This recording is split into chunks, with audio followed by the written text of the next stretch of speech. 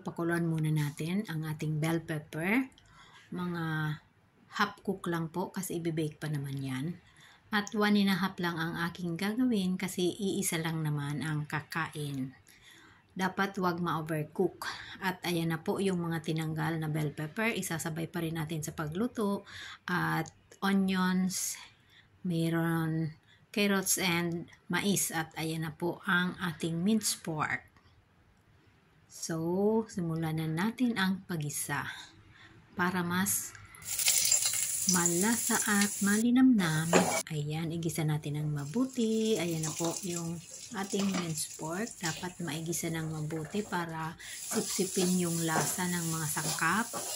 At ayan, idagdag na natin ang ating mga onions, carrots, and mais. So, ayan, takpan natin para mas lalo siyang lumambot. Inalis ko nga po muna pala guys yung ating minced pork para hindi masuk ng water. At ayan, naglagay po ako ng konting oyster sauce para pampalasa. Dapat hindi maalat para mas masarap. Ayan. So, idagdag natin muli yung ating minced pork at ayan na po siya guys. Maglalagay na tayo sa ating bell pepper.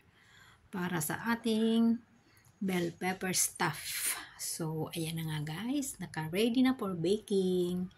And i-bake lang po yan natin ng at least 10 minutes.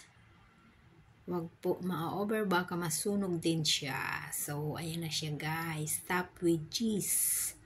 Masarap yan guys, malinamnam at hindi siya oily. Nasa sa atin na lang po kung dadamihan natin ng oil sa pagisa. So, ayan na. Freshly baked, yummy, delicious, and healthy. So, enjoy your dinner or lunch.